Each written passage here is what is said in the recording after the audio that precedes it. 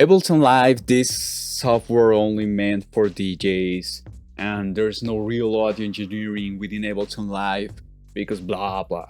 Let's pick numbers, right?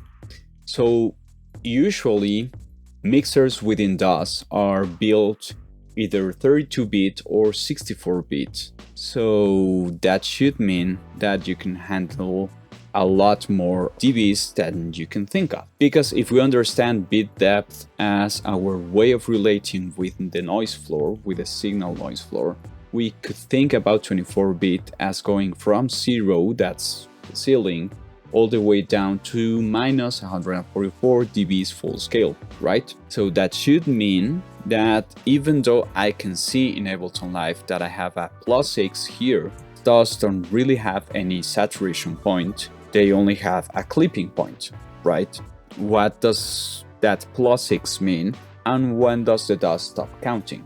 Is it maybe that you're not so good working above 0, but actually the DAW really lets you work in surreal numbers that shouldn't even be allowed within dBs? Let's leave it at that. How many dBs do you think that the left part of the mixer, let's call it the track mixer, can hold against the master meter? So what I'm going to do is a very simple experiment where I can just set up this operator signal and set up a fixed tone set to 1 kilohertz or cycles per second if you want to be cool, and hit play. So my output is minus 13 at the moment, and I'll add 35 dBs. Make your wildest guess. I'll add 35, I'll add another 35, and we're hitting over 56, 91, 126, 161, 196, 231, 266, 301, 336, 371, and let me push up this gain step by step. 72, 73, 74, 75, 76, 77, 78, 79, 80, 81, 82, 83, 84, 85, and now it's gone. So there you go.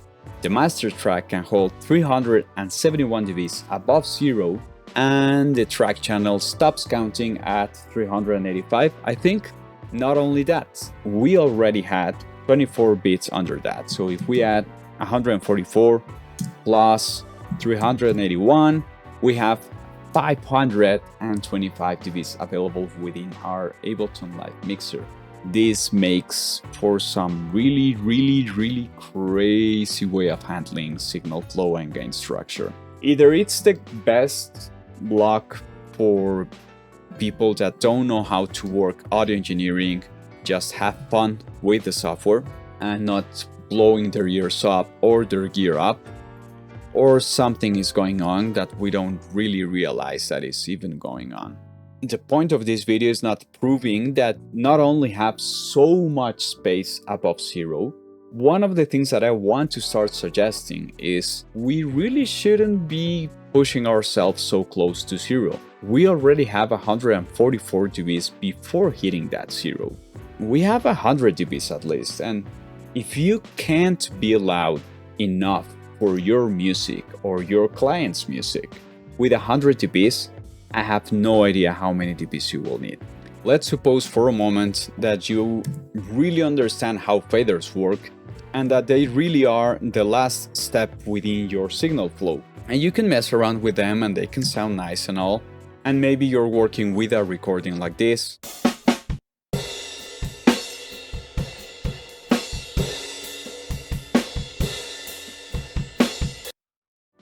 We really have to be so less worried about the size of the waveform and much more worried about how we are going to deal with our gain structure. So if I push all of my faders to 0, maybe that's mixing, but the way I'm going to work into the processes that I will do to these drums will probably come from the clip gain deep within the item in Ableton Live, or if you prefer, you can just always have a default track device or audio effect track that includes two utility devices, such as this.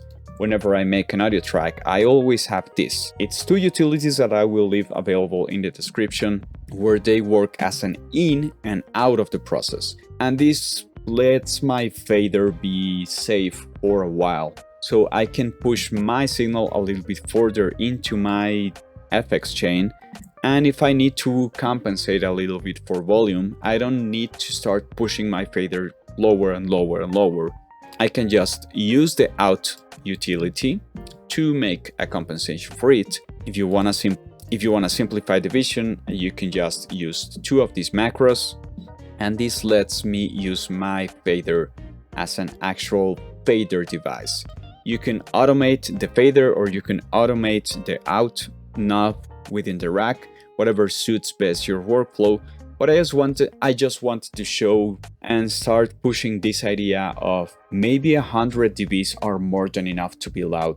Maybe our music doesn't need to be 500 dBs loud, you know? I will be sharing more videos about this kind of ways of working within Ableton Live and Reaper.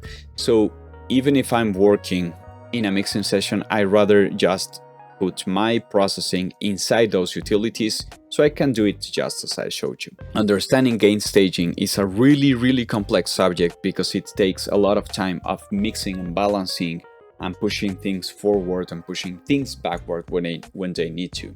And compressors are actually very linear processes. I will be talking on another video about this, because it's better to understand how linear and non-linear processes work and how they're really defined.